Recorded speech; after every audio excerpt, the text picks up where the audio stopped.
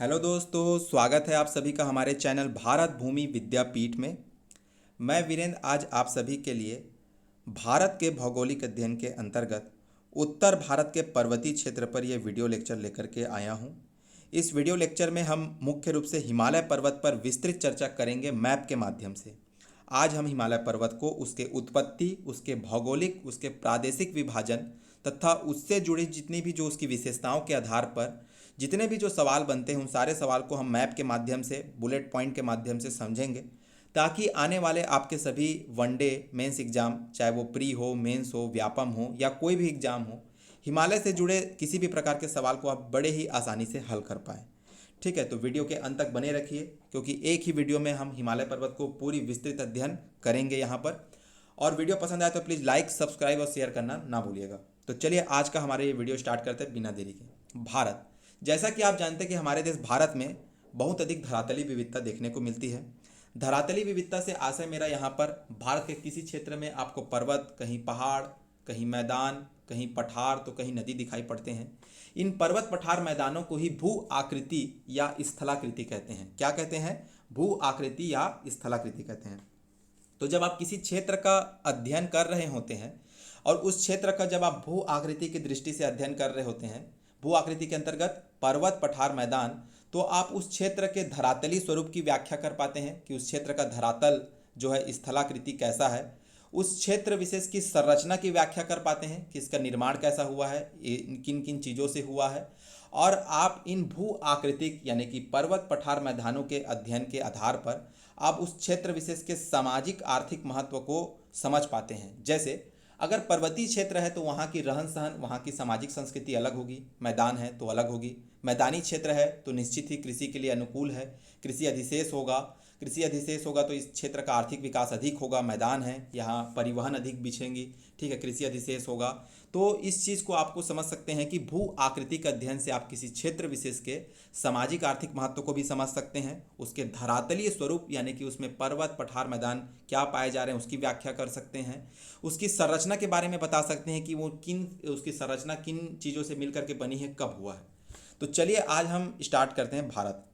तो भारत के बारे में आप देखिए कि भारत के जो पर्वत जो है वो 10.7% भाग पर पर्वत पाया जाता है। पहले आप थोड़ा सा इस पॉइंट को याद रखेंगे। भारत के 10.7% भाग पर क्या पाया जाता है? पर्वत पाया जाता है। और भारत के 18.5 यानी कि 18.5% भाग पर पहाड़ियाँ पाई जाती हैं। 18.5% पहाड़ियाँ पाई जाती हैं। तो 10.7% पर पर्वत और 18.5% पर पहाड़ियाँ पाई जाती हैं। वहीं भारत के 27.7% पर जो पठार है, ठीक है, प्लेटू है, पठार पाया जाता है। और 43% भाग पर मैदान पाया जाता है। तो ये आपको थोड़ा सा समझना है। तो आप याद रखेंगे कि भारत में जो पर्वतीय भाग है वो 10.7% है, पहाड़ियाँ कितना है 18.5% है, और पठार कितना है 27.7%, मैदान 43% पाई जाती है। अब हमको आज मेनली हिमालय पढ़ना है। थोड़ा सा आप भारत का ये प्राकृतिक नक्शा भी देख लीजिए कि ये जो भारत का उत्तरी क्षेत्र है ये पर्वतीय क्षेत्र है, पर्वत है। उसके बाद भारत के पर्वतीय क्षेत्र के जस्ट दक्षिण में, मतलब पर्वतों के नीचे में, आपको मैदानी प्रदेश मिलेगा। उत्तर भारत का विशाल मैदान, जो गंगा यमुना वाला आपको जो क्षेत्र दिख रहा है, सिंधु से लेकर के ब्रह्मपुत्र तक, क्योंकि सिंधु, गंगा, ब्रह्मपुत्र नदियों के द्वारा जो प्रवाह तंत्र बनाया जाता है, इन प्रवाह तंत्र में ही भारत के उत्तर भारत का जो विशाल मैदान है वो निर्मित होता है। तो भारत के सबसे उत्तर में हिमालय पर्वत, उसके बाद में आपको मैदान देखने को मिलता है। फिर पश्चिमोत्तर भारत में आपको थार का मरुस्थल देखने को मिलता है। और भारत के जो है दक्षिण मध्य में आपको पठार देखने को मिलता है, ये दक्कन का पठार, ठीक है, याद रखेंगे। प्रायद्वीपीय भारत के पठार के अंतर्गत जो दक्कन का पठार है वो सबसे बड़ा है, दक्कन का पठार देखने को मिलता है। बीच में आपको विंध्य, सतपुड़ा ये पर्वत देखने को मिल रहा है, ठीक है। पश्चिमी घाट पर्वत है, पहाड़ियाँ हैं, आपका पश्चिमी घाट है, पूर्वी घाट है, पहाड़ियाँ हैं। तो ये आपका भारत का एक स्थलाकृति है, भू आकृति कि आप देख रहे हैं कि भारत में इतनी अधिक जो है धरातली विविधता है कि कहीं पर पर्वत, कहीं पर पठार, कहीं पर मैदान है। भारत के 10.7% पर पर्वत है, भारत के 18.5% पर पहाड़ियाँ हैं, और भारत के 27.7% पर पठार है, और 43% पर मैदान। ये बात नहीं भूलेंगे। उसके बाद हम देखते हैं आगे कि भारत के संपूर्ण क्षेत्रफल को अगर हम प्राकृतिक विभाजन करें तो मुख्य रूप से 6 भागों में हम इसको बांट सकते हैं। 6 भौतिक प्रदेश हमको दिखाई देते हैं। जैसा कि हमने पिछले वीडियो में इस बारे में चर्चा की थी, एक बार थोड़ा सा इस पर झांक लेते हैं हम कि देखिए, भारत का सबसे पहला जो भौतिक प्रदेश है वो है उत्तर का पर्वतीय क्षेत्र, जिसके बारे में हम आज अध्ययन कर रहे हैं। जो ग्रीन कलर में आपको दिखाई पड़ रहा है, ये उत्तर भारत का पर्वतीय क्षेत्र भारत का पहला भौगोलिक क्षेत्र है। उसके बाद दूसरा आपको उत्तर भारत का मैदान दिखता है, जो सिंधु गंगा ब्रह्मपुत्र जो नदी तंत्र है इसके द्वारा जो बनाया गया है। तो ये आपको याद रखना है, ये पश्चिम से लेकर असम तक फैला हुआ है।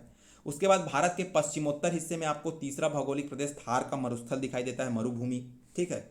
और भारत के दक्षिण मध्य में प्रायद्वीपीय पठार आपको दिखाई पड़ रहा होगा। भारत के पूर्वी समुद्री जो सीमा है और पश्चिमी समुद्री सीमा में आपको तटीय मैदान दिखते हैं, पूर्वी तटीय मैदान और पश्चिमी तटीय मैदान। और अंत में आपको दिखाई पड़ता है द्वीप समूह, ठीक है। बंगाल की खाड़ी में अंडमान निकोबार द्वीप समूह और अपना अरब की खाड़ी में लक्षद्वीप द्वीप समूह। तो ये हो गए भारत के 6 भौगोलिक प्रदेश, जिसके अंतर्गत आज हमको ही उत्तर भारत का पर्वतीय प्रदेश और उसमें भी विशेष करके हिमालय को पढ़ना है। तो देखते हैं, उत्तर भारत के पर्वतीय प्रदेश को हम मेनली 3 भागों में बांट सकते हैं। ये 3 भाग क्या क्या हैं? पहला ट्रांस हिमालय, दूसरा हिमालय और तीसरा है पूर्वांचल की पहाड़ियाँ। देखिए, पूर्वांचल उत्तर प्रदेश का पश्चिमी हिस्सा और बिहार का पश्चिमी हिस्सा और उत्तर प्रदेश का पूर्वी हिस्सा को पूर्वांचल कहा जाता है। लेकिन पूर्वांचल की पहाड़ियाँ से आशा यहाँ पर जो आपका 7 सिस्टर अरुणाचल प्रदेश, मिजोरम, त्रिपुरा, मेघालय वाले जो राज्य हैं पूर्वोत्तर भारत के, वहाँ की जो पहाड़ियाँ का बात चल रहा है, तो ये याद रखेंगे। तो उत्तर भारत के पर्वतीय क्षेत्र को हम मेनली 3 भागों में बांट सकते हैं और ये 3 भाग क्या हैं? ट्रांस हिमालय, हिमालय और पूर्वांचल की पहाड़ियाँ। ट्रांस हिमालय को यहाँ पर हिमालय का ही एक हिस्सा है, लेकिन हिमालय से पहले इसका निर्माण हुआ है। भूगर्भिक दृष्टि से चट्टानों का अध्ययन करेंगे तो आप पाएंगे कि ये थोड़ा सा अलग है, अवसादी चट्टान है। तो इसीलिए ट्रांस हिमालय को हिमालय से अलग रखा जाता है। हिमालय पार का ये जो है पर्वत श्रेणी इसको कहा जाता है। तो उत्तर भारत के पर्वत क्षेत्र में हम 3 चीज़ जो है इसमें देख रहे हैं। पहला ट्रांस हिमालय, दूसरा हिमालय और तीसरा है पूर्वांचल की पहाड़ियाँ। ट्रांस हिमालय को अगर हम विभाजन करें तो हम काराकोरम श्रेणी, लद्दाख श्रेणी, जास्कर श्रेणी में विभाजित करते हैं। और हिमालय के अंतर्गत हम महान हिमालय, मध्य हिमालय और शिवालिक हिमालय का अध्ययन करते हैं। हम आगे मैप के माध्यम से इसको देखेंगे। तो चलिए चालू करते हैं। सबसे पहले हिमालय पर्वत। हिमालय भारत की उत्तरी सीमा पर स्थित पर्वत है, ठीक है। भारत की उत्तरी सीमा पर हिमालय पर्वत स्थित है, जो भूगर्भिक दृष्टि से नवीन वलित मोड़दार पर्वत है। ये लाइन बहुत इंपॉर्टेंट है कि हिमालय नवीन पर्वत है, नया पर्वत है। यहाँ तक कि अभी भी अपने मूल रूप में, अपने वास्तविक रूप में नहीं आया है, कह सकते हैं आप। अभी भी यहाँ की जो मिट्टियाँ हैं वो भुरभुरी हैं, पर्वत जो है भुरभुरी हैं, इसीलिए भूस्खलन होता है। नवीन पर्वत है, वलित पर्वत है, फोल्डेड माउंटेन है, ये आपको याद रखना है। तो हिमालय भारत के उत्तर में स्थित है, जो भूगर्भिक दृष्टि से नवीन वलित मोड़दार पर्वत है। हिमालय की उत्पत्ति की हम बात करें तो सटीक शब्दों में हम इसको यहाँ पर याद करेंगे, समझेंगे। और मेंस मुख्य परीक्षा में लिखने के लिए भी ये एक लाइन याद रखिएगा कि हिमालय की उत्पत्ति कोबर के भूसन्नति सिद्धांत के अनुसार, कोबर जो हमारे भूवैज्ञानिक है, कोबर के भूसन्नति सिद्धांत के अनुसार यूरेशियन प्लेट और भारतीय प्लेट, यूरेशियन प्लेट और भारतीय प्लेट के टकराव एवं घर्षण से हुई है। यानी कि प्लेट विवर्तनिकी या प्लेट टेक्टोनिक थ्योरी से आप इसकी व्याख्या करते हैं। क्या है, थोड़ा सा समझते हैं इसको। आज जहाँ पर हिमालय पर्वत है वहाँ पर टेथिस सागर हुआ करता था, ठीक है। आज जहाँ पर हिमालय पर्वत है वहाँ पर कभी टेथिस सागर हुआ करता था। टेथिस सागर के उत्तर में यूरेशिया प्लेट और टेथिस सागर के दक्षिण में भारतीय प्लेट हुआ करता था, ठीक है। ये याद रखेंगे। तो जो ऊपर वाला हिस्सा है उसको आपका अंगारा लैंड और नीचे वाला हिस्से को, जो हिमालय भारत का जो मुख्य भूमि है, उसको गोंडवाना लैंड कहा जाता था। जब ये प्लेट जो है यूरेशियन प्लेट और भारतीय प्लेट जब आपस में टकराएं तो टकराने के कारण, अब देखिए, टेथिस सागर के ऊपर में क्या है? Eurasian plate. टेथिस सागर के नीचे में क्या है? भारतीय प्लेट। जब ये दोनों प्लेट टकराएं आपस में और इनमें घर्षण हुआ तो जो टेथिस सागर में जो अवसाद जमा था, और ये अवसाद कैसे जमा था? यूरेशियन जो प्लेट वाली जो हिस्सा है, जो ऊपर अंगारा लैंड वाला जो हिस्सा है और नीचे जो गोंडवाना लैंड वाला हिस्सा है, इन दोनों क्षेत्र की जो नदियों के द्वारा ला करके जो अवसाद जो है जमाया गया था टेथिस सागर में, जो भरा गया था, तो जब ये दोनों प्लेट टकराते हैं तो टकराने के कारण ये जो अवसाद है, ये अवसाद ऊपर आ जाता है। चूँकि आप जब किसी चीज़ को कंप्रेस करेंगे तो जब वो ऊपर आएगा, जब किसी चीज़ को आप दबाते हैं तो देखिएगा वो किस तरह से जो शेप लेकर के आता है। तो ठीक उसी प्रकार इसीलिए जो हिमालय पर्वत है, जो ये अवसादी रूप जो जमे हुए थे, वो जो अवसाद है जब ये ऊपर आता है तो इसमें एक वलय, एक जो है मोड़दार आपको पर्वत देखने को मिलता है। तो ये याद रखिएगा कि जहाँ कहीं आज हिमालय है वहाँ टेथिस सागर हुआ करता था। यूरेशियन प्लेट और भारतीय प्लेट के टकराने से जो टेथिस सागर में जो अवसाद जमा था उसके ऊपर आने से हिमालय पर्वत का निर्माण हुआ है। हिमालय पर्वत जो कि नवीन पर्वत है, मोड़दार पर्वत है, आपको याद रखना है। इसकी व्याख्या प्लेट विवर्तनिकी प्लेट टेक्टोनिक थ्योरी से कोबर के भूसन्नति सिद्धांत के द्वारा, इतनी बात है आपको याद रखना है। कालक्रम में अगर आप देखें तो ये सेनोजोइक ईरा के टर्सरी काल में इसका निर्माण हुआ है। ये सवाल आ चुका है कि सेनोजोइक ईरा के किस काल में हुआ था, तो टर्सरी यानी तृतीयक काल में। तो सेनोजोइक ईरा के टर्सरी काल में हिमालय पर्वत का निर्माण हुआ है। जहां आज हिमालय था वहां कभी टेथिस सागर हुआ करता था। टेथिस सागर जो है इसके आपके उत्तर में अंगारा लैंड और दक्षिण में गोंडवाना लैंड हुआ था। ये दोनों के टकराने से जो इसमें अवसाद जमे थे, इन अवसादों के ऊपर आने से हिमालय पर्वत का निर्माण हुआ है। हिमालय पर्वत नवीन फोल्डेड माउंटेन वलित पर्वत है, आपको इतनी बातें याद रखना है। थोड़ा सा हिमालय से जुड़ी विशेषता देखेंगे, फिर हम हिमालय के बारे में जो है उसको मैप से समझना चालू करेंगे। ट्रांस हिमालय, बृहद हिमालय, लघु हिमालय, शिवालिक हिमालय। थोड़ा सा हिमालय की विशेषता हम यहाँ पर देखेंगे क्योंकि वो बहुत इंपॉर्टेंट है मुख्य परीक्षा लेखन हेतु। हिमालय पर्वत भारतीय उपमहाद्वीप को मध्य एशिया और तिब्बत से अलग करता है। जो हमारा हिमालय पर्वत है वो भारतीय उपमहाद्वीप को मध्य एशिया और तिब्बत से अलग करता है। यह मुख्य रूप से समानांतर श्रेणी, 3 समानांतर श्रेणी, महान हिमालय, मध्य हिमालय, शिवालिक हिमालय से मिलकर के बना है। ठीक है, जो पश्चिम से पूर्व की ओर एक चाप की आकृति में 2400 किलोमीटर की लंबाई में नंगा पर्वत से नामचा बरवा पर्वत तक फैला हुआ है। मतलब आपको समझना है, ये थोड़ा सा मैप में समझते हैं हम। देखिए जो हिमालय पर्वत है, इस हिमालय पर्वत समझिए कि ये भारतीय उपमहाद्वीप को जो है मध्य एशिया और तिब्बत से अलग करता है। हिमालय पर्वत जो है मुख्य रूप से 3 पर्वत श्रेणी में है। पहला क्या है आपको देखेंगे, महान हिमालय, फिर मध्य हिमालय, फिर शिवालिक हिमालय। ट्रांस हिमालय जो है, जैसे कि आपको थोड़ी देर पहले मैंने आपको बताया यूरेशियन प्लेट और आपका क्या बताया, भारतीय प्लेट। तो जो ट्रांस हिमालय है वो यूरेशियन प्लेट का हिस्सा था, इसीलिए वो हिमालय जो है पार का जो पर्वतीय प्रदेश है, उत्तर का पर्वतीय प्रदेश, हिमालय के पार का पर्वतीय प्रदेश है, वो ट्रांस हिमालय है। इसीलिए उसको हम एक अलग तरीके से अध्ययन करते हैं। भूगर्भिक दृष्टि से उसके चट्टानें अलग हैं, इसीलिए उसको अलग तरीके से अध्ययन करते हैं। तो यहाँ पर हिमालय के बारे में समझना है कि हिमालय भारतीय उपमहाद्वीप को तिब्बत और मध्य एशिया से अलग करता है। हिमालय का जो आकार है ये चापाकार, चाप की तरह आकार है। कैसे आकार है, चाप की तरह आकार है, जैसा कि आप ये देख रहे होंगे, चाप की तरह आकार है। और ये 2400 किलोमीटर में पश्चिम से पूर्व की ओर फैला हुआ है। पश्चिम से पूर्व की ओर फैला हुआ है। पश्चिम के नंगा पर्वत से अरुणाचल प्रदेश के नहीं, पश्चिम के नंगा पर्वत से पूर्व में अरुणाचल प्रदेश के नामचा बरवा तक फैला हुआ है। ठीक है, पश्चिम में जो है जम्मू कश्मीर में नंगा पर्वत से लेकर पूर्व में अरुणाचल प्रदेश के नामचा बरवा तक फैला हुआ है। इतनी बातें आपको याद रखना है। उसके बाद हम हिमालय से जुड़ी उसके जो महत्व है, उसकी जो विशेषता है, उसको थोड़ा सा देखते हैं। देखिए हिमालय आपने देखा कि इसका जो है लंबाई 2400 किलोमीटर है, पश्चिम से पूर्व की ओर फैला हुआ है। ये पश्चिम में थोड़ा अधिक जो है चौड़ा है और पूर्व में सकरा है, आपको ये भी याद रखना है। पश्चिम में थोड़ा अधिक अपना चौड़ा है और पूर्व में सकरा है। हिमालय जो है 5 लाख वर्ग किलोमीटर पर फैला हुआ है। कितना, 5 लाख वर्ग किलोमीटर पर फैला हुआ है, ये बात आपको याद रखना है। हिमालय पर्वत का विस्तार सबसे पहले देखिए पाकिस्तान, उसके बाद उसके ऊपर में अफगानिस्तान, उसके बाद में चाइना, ठीक है, फिर आपका नेपाल, भूटान और फिर अंत में भारत।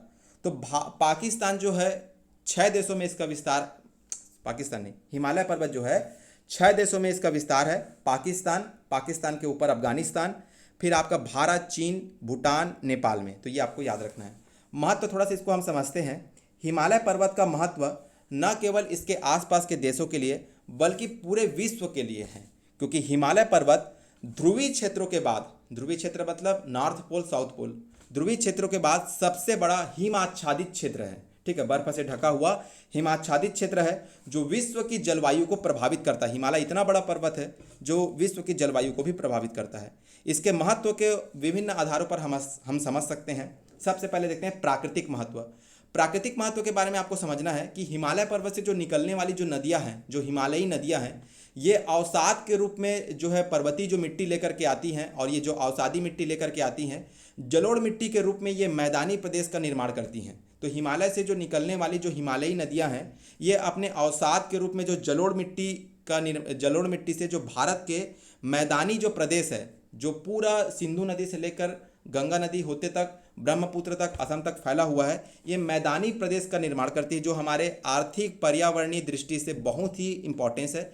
क्योंकि ये क्षेत्र विशेष कृषि उत्पादन के लिए जाना जाता है। आर्थिक महत्व समझते हैं। हिमालय के वजह से ही आज भारत, पाकिस्तान, नेपाल, बांग्लादेश को जल की प्राप्ति होती है। ठीक है, हिमालय से सबसे बड़ा आर्थिक लाभ ये है कि यहाँ से हमको वन संसाधन प्राप्त होते हैं। ठीक है, मोस्ट इंपॉर्टेंट, किसी देश में रहने के लिए लगभग 33% के आसपास वहाँ वन होना चाहिए। तो ये इंपॉर्टेंट है कि वन संसाधन के अंतर्गत आपको लकड़ी भी मिल रहा है, वन संसाधन भी मिल रहा है, जलवायु के लिए भी इंपॉर्टेंस है। ठीक है, और यहाँ से जो निकलने वाली जो नदियाँ हैं, इसमें भारत, पाकिस्तान, नेपाल, चीन, बांग्लादेश अनेक प्रकार के बांध बनाकर बहुउद्देशीय जो इनकी योजना है, जो बहुउद्देशीय परियोजना है, उसका संचालन कर रहे हैं, जिसमें बांध बना करके सिंचाई कर रहे हैं, बिजली उत्पादन कर रहे हैं, मत्स्य पालन कर रहे हैं, पर्यटन का भी विकास कर रहे हैं। तो इस प्रकार से आप देख रहे हैं कि हिमालय का आर्थिक महत्व भी आपको देखने को मिल रहा है। हिमालय में अनेक प्रकार के औषधि पाए जाते हैं। ठीक है, ये आपको इंपॉर्टेंस है। हिमालय में पर्वतीय क्षेत्रों में जो है पर्वतीय खेती होती है, विभिन्न प्रकार के फल फूल, ठीक है, केसर, जाफरान, सेब हैं, इस प्रकार के आपको देखने को मिलता है। तो इस प्रकार से आप समझ सकते हैं कि हिमालय का आर्थिक महत्व कितना है। उसके बाद में पर्यावरणीय महत्व में अगर आप देखेंगे तो पर्यावरणीय महत्व में हिमालय के बारे में आपको समझना कि हिमालय जो है जैव विविधता की दृष्टि से बहुत इंपॉर्टेंट है। जैव विविधता की दृष्टि से जो है धनी क्षेत्र है। यहाँ का सर्वप्रमुख जो जैव विविधता क्षेत्र है उत्तराखंड में जो फूलों की घाटी है वो जैव विविधता का सबसे प्रमुख क्षेत्र है, बहुत इंपॉर्टेंट है जैव विविधता की दृष्टि से। जलवायु को वैश्विक तौर पर ये प्रभावित करता है हिमालय पर्वत, इसीलिए पर्यावरण दृष्टि से ये बहुत इंपॉर्टेंट है। सामरिक दृष्टि से भी हिमालय का बहुत ज़्यादा इंपॉर्टेंस है। क्यों? क्योंकि जो आज हिमालय पर्वत है, हिमालय पर्वत जो दक्षिण एशिया के देश हैं, दक्षिण एशिया के देशों के लिए एक प्राकृतिक अवरोध का कार्य करता है। अगर कोई हिमालय पार उत्तर के जो देश हैं वो सैन्य जो है एक्टिविटी, जो सैन्य आक्रमण करना चाहे तो उसकी संभावना बहुत कम बनती है। क्यों? क्योंकि हिमालय पर्वत को पार करके आना अपने आप में दुर्गम कठिन कार्य होगा। तो इसीलिए आप देख सकते हैं कि हिमालय का सामरिक महत्व भी है। ठीक है, ये आपको समझना है। अब हम देखते हैं हिमालय का विभाजन। हिमालय का अगर आप विभाजन करेंगे उसके उत्पत्ति के आधार पर, तो सबसे पहले ट्रांस हिमालय तिब्बत तक फैला है। ये आपको याद रखना है। ट्रांस हिमालय कहाँ तक फैला हुआ है? तिब्बत तक फैला हुआ है। ये जो आप देख रहे हैं जम्मू कश्मीर से लेकर तिब्बत तक, ट्रांस हिमालय कहाँ फैला हुआ है? तिब्बत तक। उसके बाद में बृहद हिमालय आपको दिखाई पड़ता है। बृहद हिमालय जम्मू कश्मीर से आप देख रहे हैं, ये अरुणाचल प्रदेश के नामचा पर्वत तक फैला हुआ है। ठीक है, जम्मू कश्मीर के सिंधु नदी से लेकर अरुणाचल प्रदेश के ब्रह्मपुत्र नदी तक फैला हुआ है, ये याद रखेंगे। उसके बाद में आप देखेंगे लघु हिमालय सिक्किम तक फैला हुआ है। कहाँ तक फैला हुआ है? सिक्किम तक। जम्मू कश्मीर से लेकर सिक्किम तक। और अंत में शिवालिक हिमालय। भारत में तो शिवालिक हिमालय आपको जम्मू कश्मीर में दिखाई पड़ता है, लेकिन ये उससे भी पश्चिम में पाकिस्तान का जो सुलेमान वाला पर्वत है वो भी शिवालिक हिमालय का हिस्सा है। तो शिवालिक हिमालय जो है पाकिस्तान के सुलेमान पर्वत से लेकर भारत में जो है ये शिवालिक हिमालय के रूप में आपको दिखता है। और पूर्वोत्तर भारत में जो अराकान की पहाड़ियाँ हैं और आपका दक्षिण में अंडमान निकोबार द्वीप समूह है वो भी शिवालिक हिमालय का विस्तार है। तो उत्पत्ति के आधार पर हम हिमालय को 4 भागों में बांट सकते हैं। पहला ट्रांस हिमालय, दूसरा वृहद हिमालय, तीसरा लघु हिमालय, तीसरा शिवालिक हिमालय। थोड़ा सा इसको मैप के माध्यम से एक बार थोड़ा सा और देख लीजिए, उसके बाद हम ट्रांस हिमालय पर विस्तृत चर्चा करेंगे आगे। तो देखते हैं इसको ये यहाँ पर मैप के माध्यम से, क्योंकि अगर आप ये मैप आपके दिमाग में रहेगा तो आगे चल के बड़ी आसानी होगी समझने में। देखिए ये जो आपको ऊपर में सफ़ेद जो एरिया दिख रहा है, वाइट रीजन दिख रहा है, ये जो K2 जो यहाँ से दिख रहा है, ये वाला जो एरिया है, ये एरिया आपका है ट्रांस हिमालय। ठीक है, ये एरिया आपका कौन सा है? ट्रांस हिमालय है, ये आपको समझना है। ठीक है, ट्रांस हिमालय है, ये वाला जो एरिया है ये ट्रांस हो गया। उसके बाद में आप देखेंगे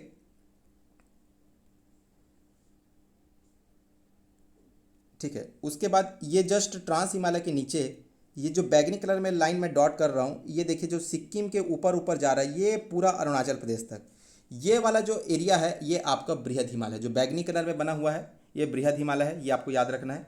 उसके बाद में आप देखेंगे जो है आपका तीसरा कौन सा हिमालय है, वो है आपका मध्य हिमालय या लघु हिमालय है। इसको दूसरा कलर ले लेते हैं।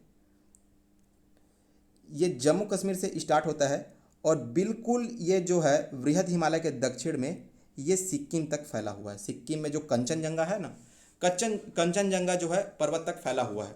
और अंत में जो है शिवालिक हिमालय जो है आपको पाकिस्तान के सुलेमान, ठीक है, पाकिस्तान में जो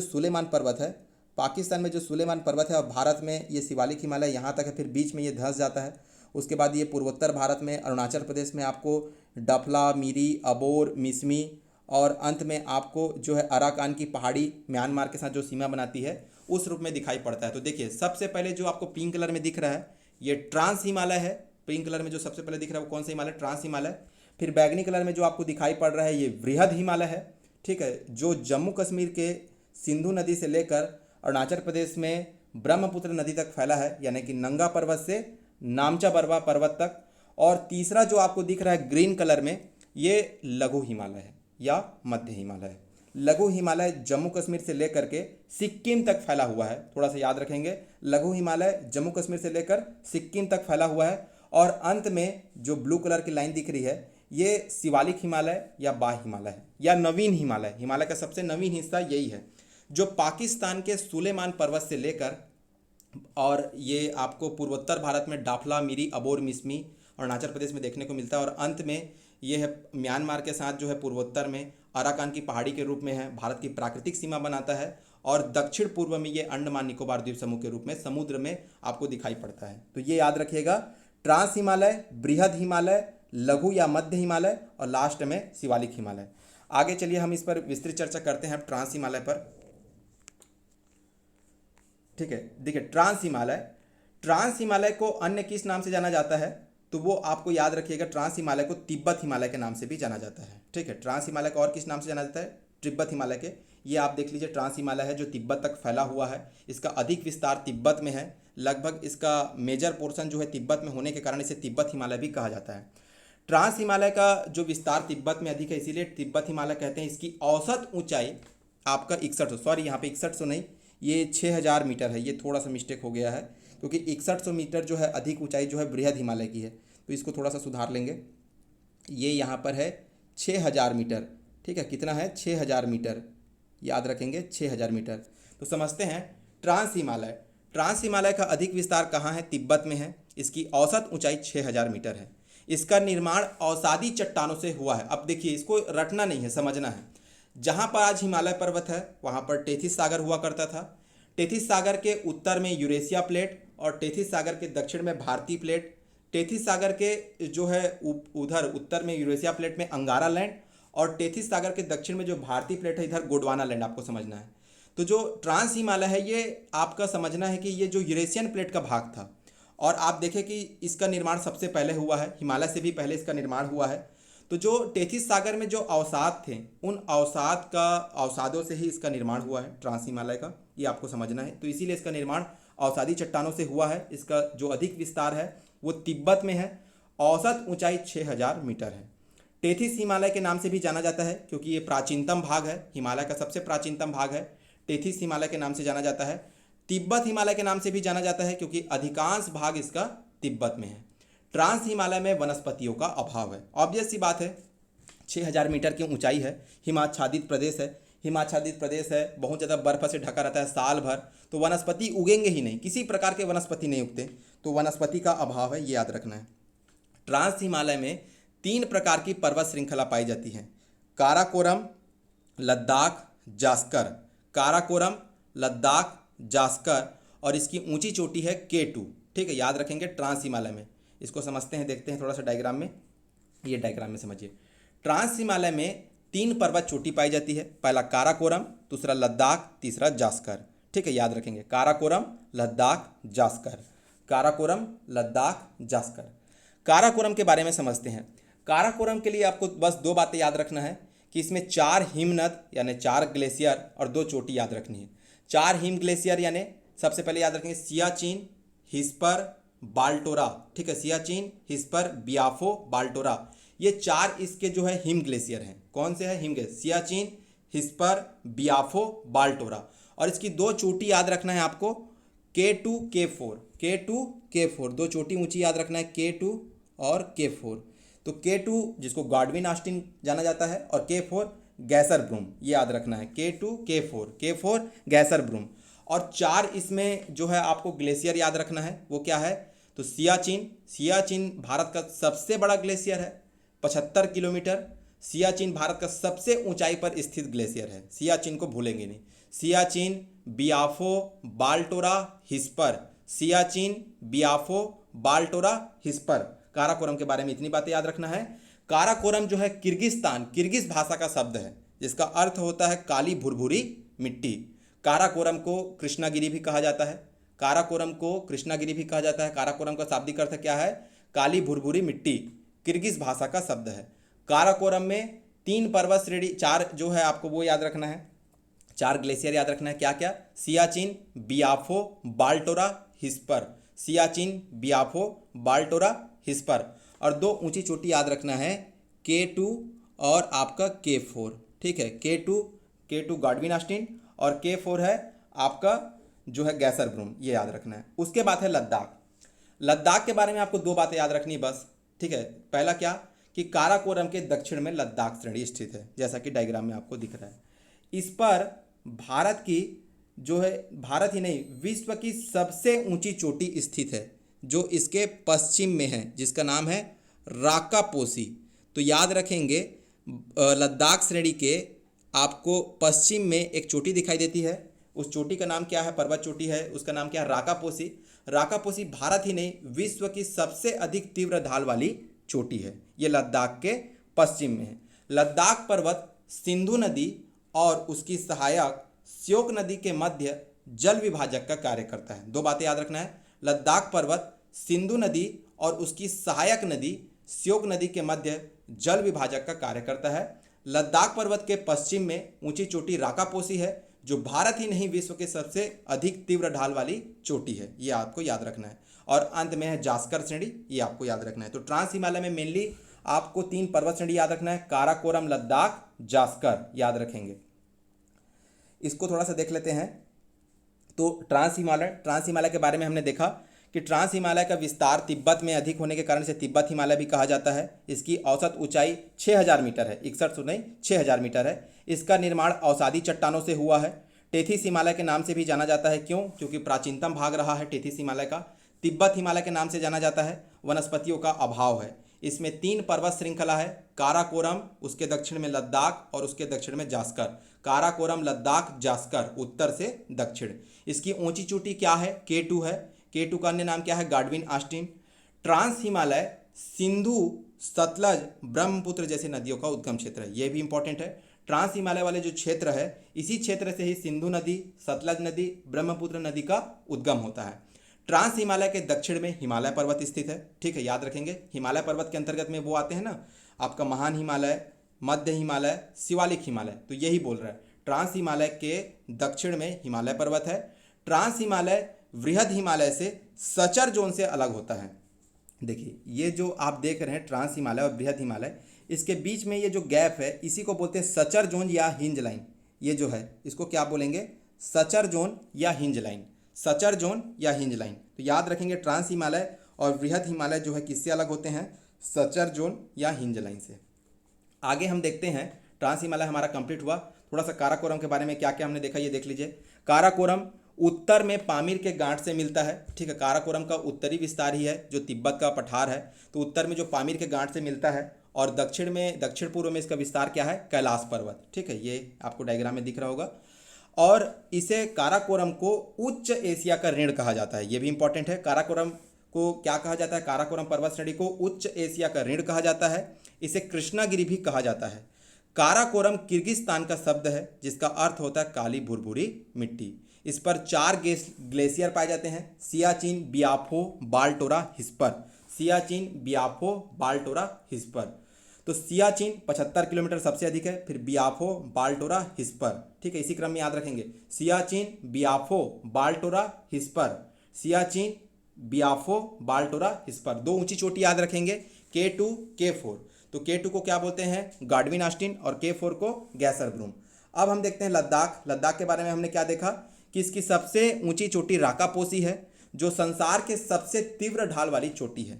लद्दाख पर्वत काराकोरम के दक्षिण में सिंधु और उसकी सहायक श्योक नदी के बीच जल विभाजक का कार्य करता है। इस अंचल में कई प्राकृतिक झील और दर्रे हैं जो पर्यटन की दृष्टि से बहुत इंपॉर्टेंट है।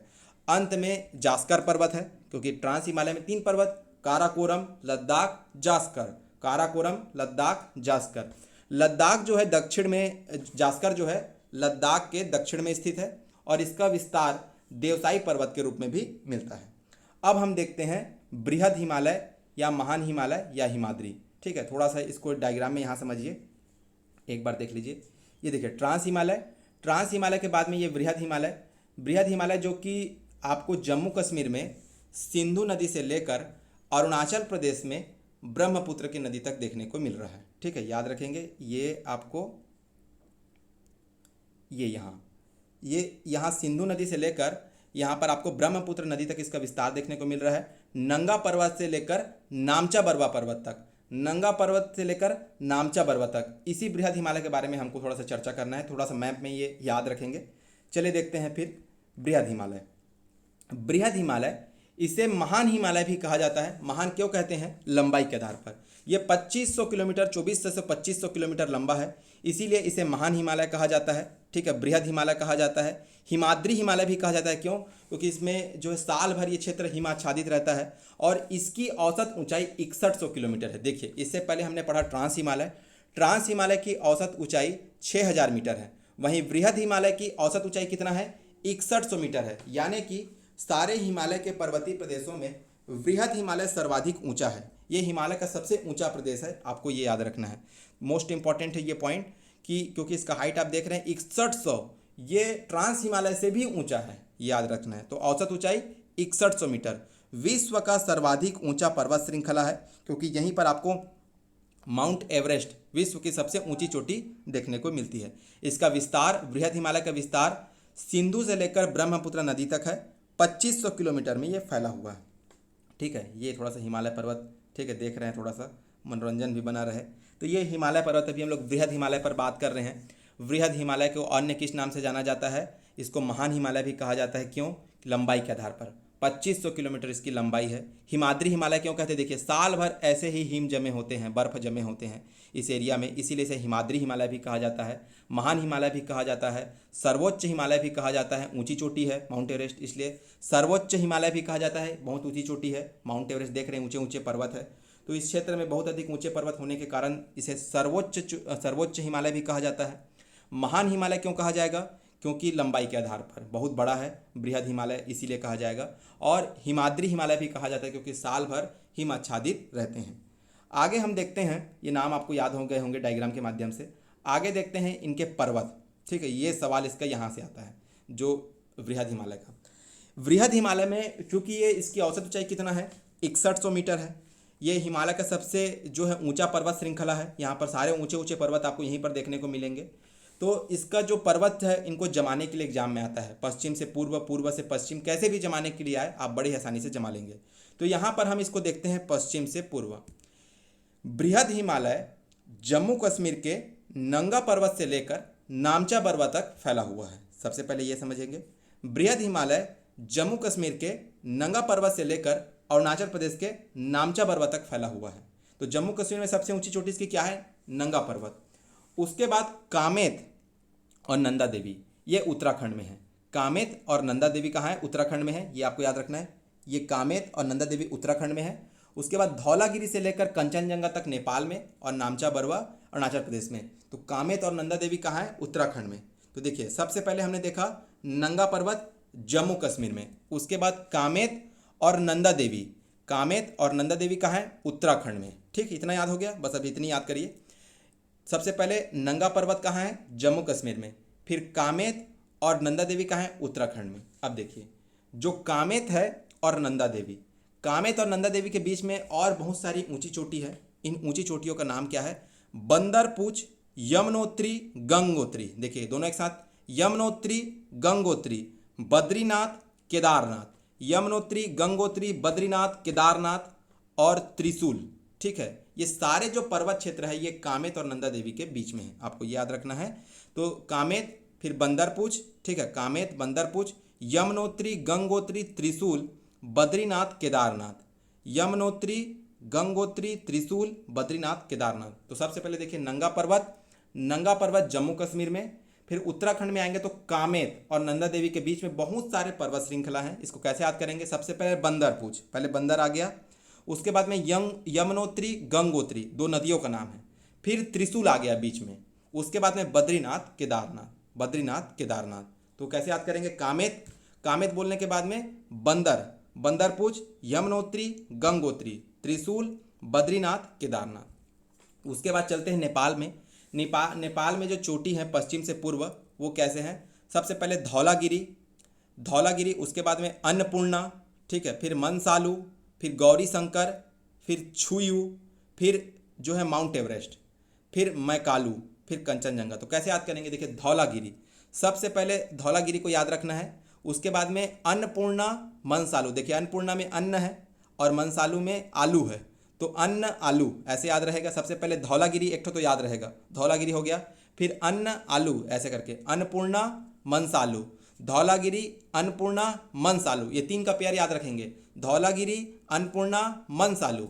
अब अन्नपूर्णा और आलू जो है, अन्न और आलू कौन खा रहे हैं? तो गौरी शंकर जी खा रहे हैं, आपको ऐसे याद रखना है यहाँ पर। तो जैसे आलू के बाद में क्या आ जाएगा? गौरी शंकर।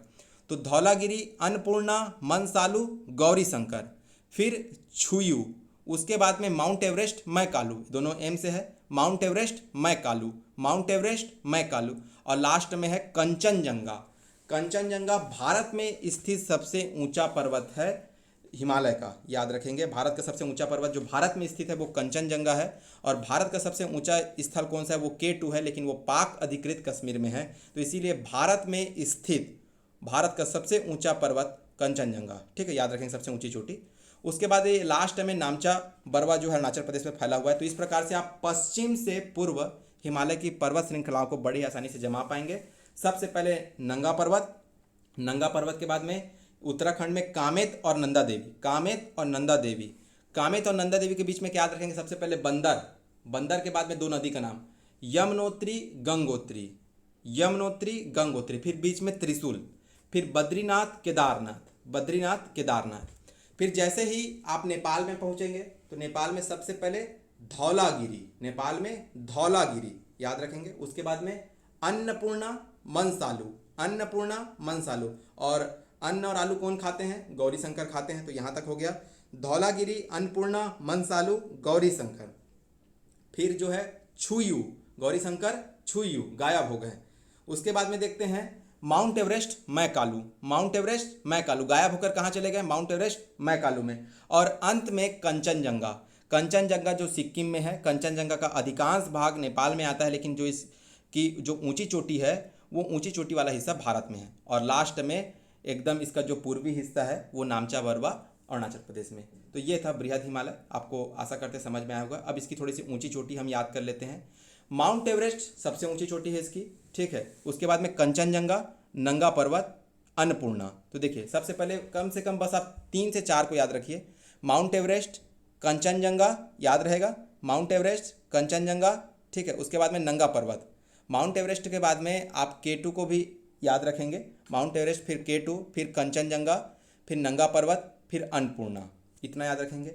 आगे चलते हैं, अब देखते हैं मध्य या लघु हिमालय। इसकी औसत ऊंचाई 3000 मीटर है। देखिए सबसे पहले ट्रांस हिमालय, ट्रांस हिमालय की औसत ऊंचाई 6000 मीटर। उसके बाद में हमने क्या देखा? बृहद हिमालय, बृहद हिमालय की औसत ऊंचाई कितना है? 6100। और उसके बाद लगभग उनके आधा, मतलब सीधा सीधा आप देखिए कि पर्वत श्रृंखला जो 6000 मीटर 6100 मीटर पे चल रही थी वो सीधा अपने हाइट के आधा हो गई मध्य या लघु हिमालय में, एकदम एकदम से आधा। 6000 मीटर दिख रहा है आपको औसत ऊंचाई। मध्य या लघु हिमालय की औसत ऊंचाई कितना है? 3000 मीटर है। इसका पश्चिमी विस्तार पीर पंजाल है। जो पीर पंजाल जो श्रेणी है, पर्वत श्रृंखला है जम्मू कश्मीर में, वो कौन सा है? आपका मध्य हिमालय है। थोड़ा सा डायग्राम में आप देखेंगे तो इसको फिर से एक बार डायग्राम में ट्रेस कर लीजिए तो बड़े ही आसानी होगा देखने में। ये देखिए ये लघु हिमालय है। लघु हिमालय जो है आप देख रहे होंगे, ये पीर पंजाल, यहाँ पर पीर पंजाल है जम्मू कश्मीर में। पीर पंजाल से लेकर ये सिक्किम में कंचनजंगा तक फैला हुआ है, कंचनजंगा के जस्ट जो नीचे है सिक्किम तक फैला हुआ है लघु हिमालय, या इसी को बोलेंगे मध्य हिमालय। ये आपका पश्चिम में पीर पंजाल से लेकर सिक्किम में कंचनजंगा के पास तक फैला हुआ है, आपको याद रखना है। मतलब इसका विस्तार जम्मू कश्मीर से लेकर सिक्किम तक। लघु हिमालय या मध्य हिमालय का विस्तार जम्मू कश्मीर से लेकर सिक्किम तक है। अब इसके बारे में हमको समझना है, ठीक है। अब देखते हैं मध्य या लघु हिमालय। तो इसकी औसत ऊंचाई कितना है? 3000 मीटर है। इसका पश्चिमी विस्तार पीर पंजाल है। मध्य या लघु हिमालय जम्मू कश्मीर से लेकर सिक्किम तक फैला हुआ है। मध्य हिमालय 2 चीज़ के लिए जाना जाता है। मध्य हिमालय हमेशा आप कभी नहीं भूलेंगे, एक पर्यटन और दूसरा घास का मैदान, पर्यटन और घास का मैदान, पर्यटन और घास का मैदान।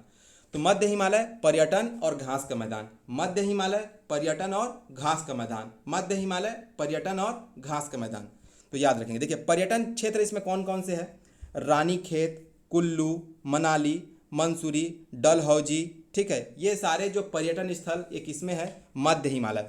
भाई समझिए ना, सबसे पहले 6000 मीटर की ऊंचाई पर क्या है, ट्रांस हिमालय, बहुत ऊंचा है, इतनी ऊंचाई पर नहीं जाया जा सकता। फिर 6100, ये उससे भी ऊंचा बृहद हिमालय, साल भर हिमाच्छादित है, ठीक है। लेकिन जस्ट उसके बाद 6100 मीटर की ऊंचाई का जस्ट आधा 3000 मीटर नीचे कम हो गया। अब ये जो क्षेत्र है, ये जो मध्य हिमालय जो क्षेत्र है, ये लगभग कुमायूं हिमालय का जो क्षेत्र आता है, इस क्षेत्र में बहुत अच्छे पर्यटन क्षेत्र हैं, जैसे कि रानीखेत, कुल्लू मनाली, मसूरी, डलहौजी, ठीक है। इस इतने हाइट पर हम थोड़ा सा एक जा सकते हैं, ट्रेवल कर सकते हैं, ये समझिए। इसीलिए पर्यटन क्षेत्र इसमें है, आपको ये भी याद रखना है। पर्यटन क्षेत्र कौन कौन से, रानीखेत, कुल्लू मनाली, मसूरी, डलहौजी। इसमें पर्वत श्रेणियाँ है, इसको कैसे याद रखेंगे, PDM, ट्रिक से याद रखेंगे, PDM, पीर पंजाल, ठीक है। पीर पंजाल जो इसका पश्चिमी विस्तार है, वहीं से तो चालू हुआ है ये। पीर पंजाल, धौलाधर, महाभारत, पीर पंजाल, धौलाधर, महाभारत, PDM, पीर पंजाल, धौलाधर, महाभारत, याद रखेंगे। लघु हिमालय का विस्तार जम्मू कश्मीर के पीर पंजाल से लेकर सिक्किम तक फैला हुआ है। पीर पंजाल, धौलाधर, महाभारत इसकी पर्वत श्रेणियां हैं जिनका विस्तार आपको देखने को मिल रहा है। सबसे पहले पीर पंजाल, उसके दक्षिण में धौलाधर, फिर महाभारत। मध्य हिमालय में याद रखना है कि आपको पर्यटन के लिए जाना जाता है। दूसरा घास का मैदान, इसमें घास के मैदान पाए जाते हैं जिन्हें जम्मू कश्मीर में सोनमर्ग और गुलमर्ग कहा जाता है। सोनमर्ग जो शीतकालीन खेलों के लिए फेमस है, याद रखेंगे। और उत्तराखंड में इन्हीं घास के मैदान को बुग्यास और प्यार कहा जाता है। ये बहुत इंपॉर्टेंट है, ये पूछता है कि घास के मैदान को उत्तराखंड में क्या कहा जाता है, तो बुग्यास और प्यार कहा जाता है। जम्मू कश्मीर में इन्हीं घास के मैदान को सोनमर्ग या गुलमर्ग कहा जाता है। इतनी बातें याद रखिएगा। प्रमुख घाटियाँ स्थित है इसमें, जैसे कश्मीर, कुल्लू, कांगड़ा, काठमांडू। तो मतलब आप मध्य हिमालय के बारे में ये समझिए कि बीचों बीच है, मध्य में है, इसी में पर्यटन क्षेत्र है, इसी में घास के मैदान है, इसी में जो है बहुत सारी घाटियां हैं, ठीक है। ऐसे याद रखेंगे, बीच में है तो घाटियां हैं, पर्यटन के लिए फेमस है, घास के लिए फेमस है। पर्यटन में सारे याद रखेंगे, कुल्लू मनाली, मसूरी, डलहौजी, ठीक है। और घास के लिए याद रखेंगे सोनमर्ग में, जम्मू कश्मीर में इसे सोनमर्ग, गुलमर्ग कहा जाता है। सोनमर्ग के बारे में कहा जाता है कि धरती पर कहीं स्वर्ग है तो वो जम्मू कश्मीर के सोनमर्ग में है, ऐसा कहा जाता है, ठीक है। घास के मैदान सोनमर्ग, गुलमर्ग कहाँ है, जम्मू कश्मीर में है। उत्तराखंड में इसे बुग्यास और प्यार कहा जाता है। उत्तराखंड में क्या कहा जाता है, बुग्यास और प्यार कहा जाता है। प्रमुख घाटियाँ स्थित है इसमें, जैसे कश्मीर, कुल्लू, कांगड़ा, काठमांडू। आगे देखते हैं, हमारा जो चौथा हिमालय का विभाजन जो है वो है शिवालिक हिमालय, बाह्य हिमालय, उप हिमालय या नवीन हिमालय, ठीक है। शिवालिक हिमालय इसको कहते हैं और इसको बाह्य हिमालय कहते हैं क्योंकि हिमालय का बाहरी हिस्सा है। उप हिमालय भी कहते हैं और नवीन हिमालय भी कहते हैं। नवीन हिमालय याद रखेंगे, हिमालय का सबसे नवीन हिस्सा यही है। इसको भी थोड़ा सा डायग्राम में देख लेते हैं, एक बार डायग्राम में समझ जाते हैं एक बार भौगोलिक दृष्टि से, फिर बड़ी आसानी से इसको समझ पाएंगे। तो देखिए इसका जो विस्तार है, पाकिस्तान के सुलेमान पर्वत से लेकर भारत में ये जो है आपको ये दिख रहा है, ये शिवालिक हिमालय है, फिर बीच में ये धंसा हुआ है। उसके बाद पूर्वोत्तर भारत में ये अरुणाचल प्रदेश में आपको डाफला, मिरी, अबोर, मिसमी और पटकई गुम की पहाड़ी के रूप में मिलता है। शिवालिक हिमालय, शिवालिक हिमालय का विस्तार पश्चिम में सुलेमान पर्वत, मतलब पाकिस्तान में सुलेमान पर्वत से लेकर भारत में जो आपको ये दिख रहा है, और ये पूर्वोत्तर भारत में अरुणाचल प्रदेश में डाफला, मिरी। डाफला अरुणाचल प्रदेश की सबसे ऊंची चोटी है, याद रखेंगे डाफला, ठीक है। डाफला सबसे ऊंची चोटी है, मोस्ट इंपॉर्टेंट, याद रखिएगा, अरुणाचल प्रदेश की सबसे ऊंची चोटी है डाफला, मिरी, अबोर, मिसमी और पटगई गुम की पहाड़ी, ये याद रखेंगे। उसके बाद में ये अराकान, अराकान जो पहाड़ी बनाता है म्यांमार के साथ भारत की जो सीमा बनाता है, वो भी शिवालिक हिमालय का हिस्सा है, ये याद रखेंगे। और लास्ट में ये अंडमान निकोबार द्वीप समूह, ठीक है। अंडमान निकोबार द्वीप समूह में ये यहाँ पर आप देख रहे होंगे, ये जो है आपको यहाँ पर भी देखने को मिल रहा है। तो ये शिवालिक हिमालय है, इसके बारे में हमको पढ़ना है। तो आप जैसा कि आप देख पाए डायग्राम में कि ये हिमालय का सबसे बाहरी हिस्सा है, इसीलिए तो इसको बाह्य हिमालय कहा जाता है और इसीलिए इसको उप हिमालय कहा जाता है। इसे नवीन हिमालय कहा जाता है क्योंकि इसका जो विस्तार है वो नवीन हिमालय इसलिए कहा जाता है क्योंकि सबसे नवीन लास्ट में इसी का निर्माण हुआ है। तो चलिए अब इसके बारे में हम थोड़ा सा तथ्यात्मक देख लेते हैं शिवालिक हिमालय के बारे में। तो शिवालिक हिमालय समझना है, नाम इसको कभी नहीं भूलना है। नाम इसका क्या है कि बाह्य हिमालय, उप हिमालय, इसको पद स्थली भी कहा जाता है। क्या कहा जाता है? पद स्थली भी कहा जाता है और नवीन हिमालय भी कहा जाता है। शिवालिक हिमालय यह पश्चिम में पाकिस्तान के सुलेमान से लेकर अरुणाचल प्रदेश में होते हुए म्यांमार के साथ प्राकृतिक सीमा बनाता है आराकान पहाड़ी के रूप में। ठीक है, पश्चिम में सुलेमान हमने देखा, पश्चिम में सुलेमान पर्वत से होते हुए भारत से गुजरते हुए ये बीच में धंस जाता है। फिर अरुणाचल प्रदेश में डाफला, मीरी, अबोर, मिसमी, पटगई गुम की पहाड़ी, डाफला, मीरी, अबोर, मिसमी, पटगई गुम की पहाड़ी के रूप में ये अरुणाचल प्रदेश में है। और उसके बाद पूर्वोत्तर भारत में और म्यांमार के साथ भारत की सीमा बनाता है अराकान पहाड़ी के रूप में। और शिवालिक का ही दक्षिण विस्तार अंडमान निकोबार तक है, ये आपको याद रखना है। शिवालिक पहाड़ के बारे में दो चीज़ और इंपॉर्टेंट याद रखना है, समझिए ये थोड़ा सा। देखिए, जैसे ये पर्वत श्रेणी है, ठीक है, ये पर्वत श्रेणी है, ये पर्वत श्रेणी है। तो पर्वत तो बहुत ऊंचा है, ऊंचाई पर रहा नहीं जा सकता, लेकिन पर्वत के किनारे जो ये जो घाटी वाले जो क्षेत्र है, ये ढलान वाले क्षेत्र है, इस क्षेत्र में हमेशा जो है लोग निवास करते हैं, तो इनको एक अलग नाम से जाना जाता है। अगर पर्वत क्षेत्र की जो पूर्वी घाटियाँ हैं, पूर्वी घाटियों को द्वार कहा जाता है, और पर्वत क्षेत्र के जो है पश्चिमी जो घाटियाँ हैं, पश्चिमी जो ढलान क्षेत्र है, उसको दून कहा जाता है। पूर्व में द्वार, पश्चिम में दून, पूर्व में द्वार, पश्चिम में दून, जहाँ मानव बस्ती या मानव समुदाय निवास करते हैं। तो सबसे अधिक फेमस दून कौन सा है? देहरादून उत्तराखंड में है। और पूर्व में जो रहेंगे द्वार, जैसे कि सबसे अधिक फेमस द्वार कौन सा है? हरिद्वार, तो ये याद रखना है। तो जो शिवालिक और मध्य हिमालय के बीच, ठीक है, शिवालिक और मध्य हिमालय के बीच अनेक घाटियाँ पाई जाती हैं। इन घाटियों को पश्चिम में दून कहा जाता है। अगर पश्चिम में है तो दून और पूर्व में है तो द्वार, याद रखेंगे इतनी बातें।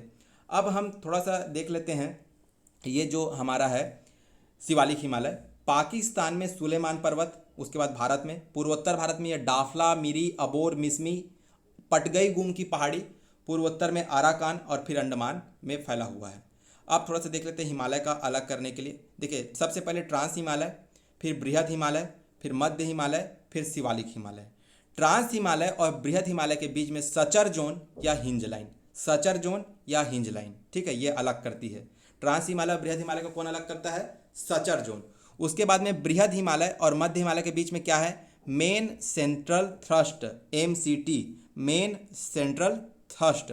उसके बाद मध्य हिमालय और शिवालिक हिमालय के बीच में है मेन सीमांत दर्रा, ठीक है, MBF, मेन बाउंड्री फॉल्ट, ऐसे करके, ठीक है, MBF है। तो ये आपको याद रखना है। ट्रांस हिमालय बृहद हिमालय के बीच में सचर जोन, बृहद हिमालय और मध्य हिमालय के बीच में मेन सेंट्रल थ्रस्ट, मध्य हिमालय और शिवालिक हिमालय के बीच में मेन सीमांत दर्रा, इतना याद रखना है। अब हम हिमालय का प्रादेशिक विभाजन देखेंगे, जो सिडनी बुराड़ ने किया था नदियों के आधार पर, ठीक है, हिमालय का प्रादेशिक विभाजन।